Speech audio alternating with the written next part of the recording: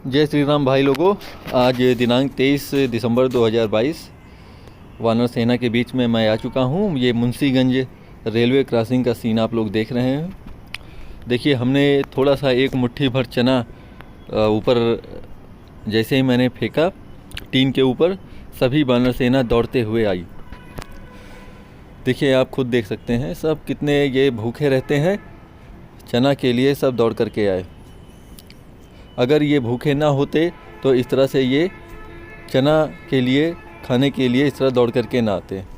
कोई फल फ्रूट होता तो भले ये दौड़ करके आते, लेकिन सिर्फ चना के लिए ये दौड़ करके आ रहे हैं, तो आप समझ सकते हैं कि ये कितने भूखे रहते हैं। तो भाई लोगों, मेरा आपसे सिर्फ ये कहना है कि इस दुनिया में, इस हमारे देश में बहुत सारे वानरों की संख्या है। हम लोग मुश्किल से कुछ ही वानरों तक पहुंच पाते हैं। हमारे बाबा जी हैं जो श्याम साधु जी, जिन्होंने तो पूरा जीवन वानरों की सेवा में लगा दिया, वो भी मुश्किल से थोड़ी ही क्षेत्र में काम कर पा रहे हैं। लगातार उतना बड़े स्तर पर काम नहीं हो पा रहा है जितना की ज़रूरत है। तो हमारा ये कहना है सभी लोगों से कि आप स्वयं देखिए कि जिस देश में इन वानरों की बजरंग बली के रूप में पूजा होती है, उस देश में ये भूखे रहने को मजबूर हैं। मैं डेली वीडियो बनाता हूँ, डेली ये बात बोलता हूँ, और लोगों को शायद अच्छी लगती हो, शायद ना अच्छी लगती हो, लेकिन हमारा काम है बोलना, लोगों तक ये संदेश पहुँचे। हमारे देश में इनको देख करके मूर्ति बनाई गई है, जैसा कि श्याम साधु जी हमेशा बोलते रहते हैं। उसी बात को मैं दोहराऊंगा कि इन्हीं को देख करके बजरंग बली की मूर्ति बनाई गई है, और पूरे देश में बड़े ही धूमधाम से बजरंग बली की हम पूजा करते हैं। बड़े ही आयोजन करते हैं इनके नाम पर, बड़े बड़े मंदिर बनाते हैं। अरबों रुपए, करोड़ों रुपए, खरबों रुपए हम खर्च करते हैं सिर्फ धर्म के नाम पर। धर्म के जो ठेकेदार बैठे हुए हैं, जो इनके नाम पर और इनका प्रचार प्रसार करके करोड़ों रुपए का मंदिर खड़ा करते हैं, लेकिन क्या वाकई में हमें उन मंदिरों से ज़्यादा इनकी भूख को शांत करने के लिए सोचना चाहिए? क्या हमें इन वानरों की भूख को शांत करने के लिए कुछ उपाय करने चाहिए? आप लोग समझ सकते हैं कि ये समय आज का पूरी तरीके से औद्योगिकीकरण की ओर बढ़ रहा है। सारे पेड़ जंगलों के काट करके खेती में तब्दील किए जा रहे हैं, खेत बनाए जा रहे हैं, फैक्ट्रियां बनाई जा रही हैं, और जो कुछ भी खेतों में उत्पन्न होता है, जो भी राशन पानी, वो सब इंसानों के ही यूज में आता है। हजारों कुंटल गेहूं सड़ जाता है केवल हमारे पास व्यवस्था न होने के कारण, सरकार के पास उनके रखरखाव की व्यवस्था न होने के कारण। और ऐसे जीव, खासकर वानर सेना, गौ माता, इन लोगों को भूखे प्यासे जीवन काटना पड़ रहा है।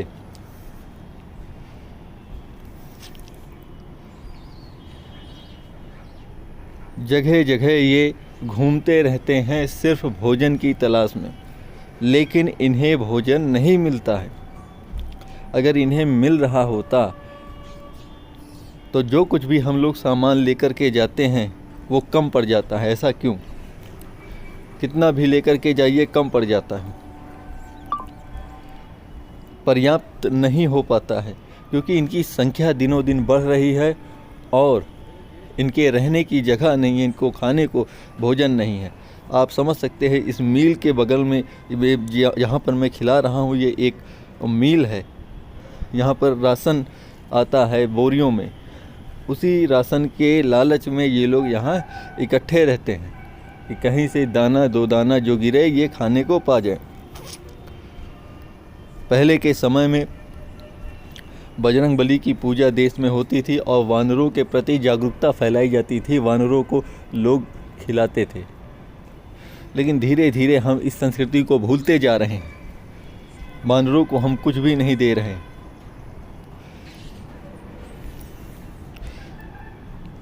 एक दल और है जहां आज मैं नहीं जा पाऊंगा, सिर्फ इस कारण क्योंकि मेरे पास आज सिर्फ एक ही दल के लिए पर्याप्त राशन है।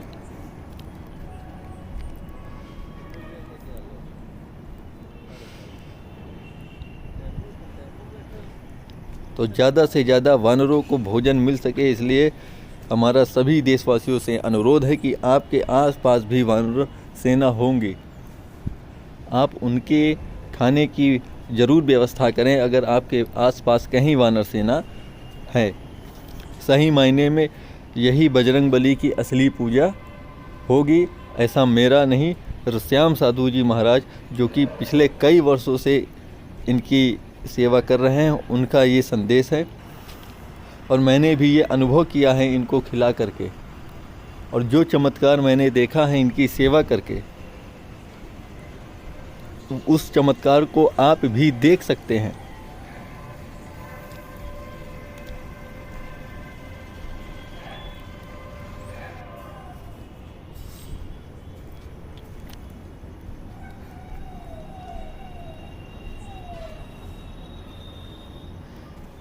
कुछ चंद लोग ही वानर भोज कराते हैं, क्योंकि कोई बताने वाला नहीं है। मंदिरों में भी इनको भगाया जाता है, बजरंग बली के मंदिर में भी इनको भगाया जाता है। तो आप समझ सकते हैं कि और जगह पर इनके ऊपर क्या अत्याचार किए जाते होंगे। बाग बगीचों में अगर ये घुस जाते हैं तो इन पर गोली तक लोग चला देते हैं, क्योंकि हमें सिर्फ यही बताया जाता है कि हमें बजरंग बली की पूजा करनी है, लेकिन हमें ये कोई नहीं बताता है कि वानर सेना बजरंग बली का ही प्रारूप है। हमें इनका भी ध्यान रखना है। जागरूकता के अभाव में ये बंदर, जिन्हें इतना बड़ा धार्मिक संरक्षण मिला हुआ है, जिन्हें मंदिरों में पूजा जाता है पूरे भारत देश में, जिनको देख करके मूर्ति बनाई गई है, आज वो भूखे प्यासे रहने को मजबूर है। बगल में आप नाली देख सकते हैं, ये नाली का पानी पीने को मजबूर रहते हैं। इसी के साथ मैं अपनी वाणी को समाप्त करूंगा। जय श्री राम, जय श्री राम, जय श्याम साधु जी।